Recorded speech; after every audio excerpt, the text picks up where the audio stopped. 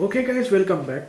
So in the last video I introduced you about the concept of long division of functions. So long division of functions is a very easy method of dividing functions. You know how to multiply functions, you know now how to divide functions as well. So I actually introduced you about the concept of long division in the last video. I explained to you about a sample problem as well. So in this video I'll be focusing about a more complex problem on long division. So let's take a simple example like this.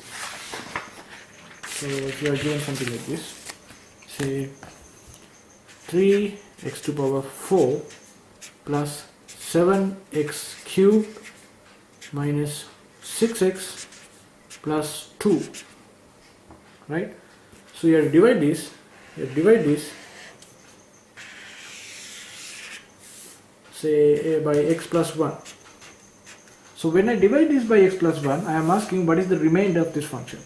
So from the last video you know that to form 3x to the power 4 here, you need a function 3x to the power 4, first of all divide by x. So when 3x to the power 4 is divided by x, you will be remaining with 3 times x to the power 3. So you have to write 3 times x to the power 3. So since both these are positive, you have to write positive 3x to the power 3. So when I multiply x by 3x to the power 3 or 3x cubed, I'll get here 3x to the power 4, right? 3x to the power 4. However, I have a positive 1 here as well. So what I'll also have, when I multiply this positive 1 by 3x cubed, I'll also have another 3x cubed here, right? So when I subtract, this 3x to the power 4 and this 3x to the power 4 will cancel off.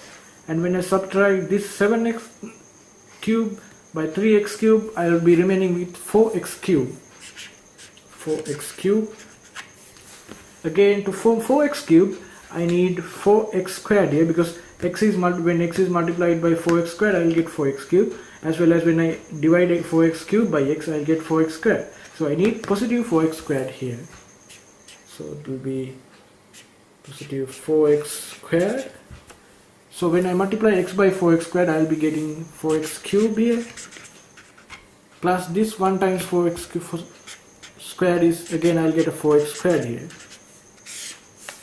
When I subtract this 4x cube and this 4x cube, I will get 0x cube or 0. But there's no x squared term here between this is x cube, 7x cube minus 6x. There's no x squared term here.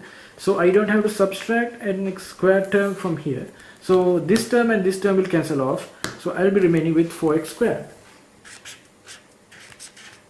Although I don't have an x squared here, what I have to do is that in order to find the final remainder, I have to create this 4x squared here and then solve it. So when I divide 4x squared by x, I'll be remaining with 4x. So this will be positive, and this is the coefficient is positive 4 and this coefficient is positive 1. So I have to add positive 4x as the next step. So 4x. When I multiply this x by 4x, I will be getting 4x squared, and this positive 1 by 4x I will be getting 4 plus 4x. And remember that I already have a minus 6x here, so it will be easy if I directly write minus 6x here, so that it will ease my calculation by one step. So I'll write minus 6x here. So minus 6x came from here. This minus 6x, I dragged it here.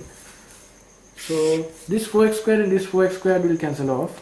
So this minus 6x minus positive 4x, so that will be minus 6x minus 4x, which will be minus 10x, is my next remainder.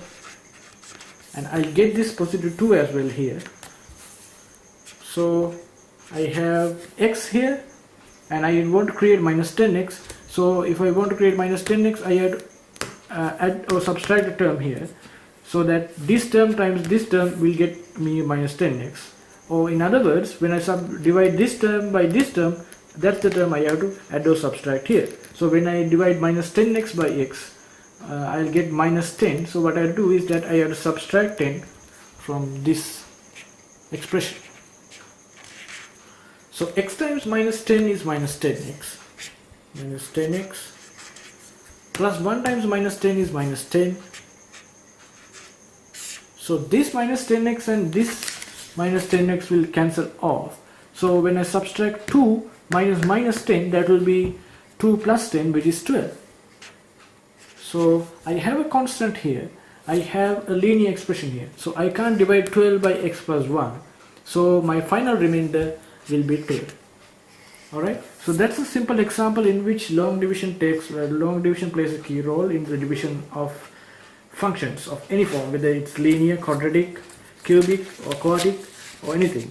So you can even find the function to be here. You can find not integers, even fractions. If you have something like half x to the power 4, what you have to do is you have to write here half x cubed, like that, if you have some decimal or fraction.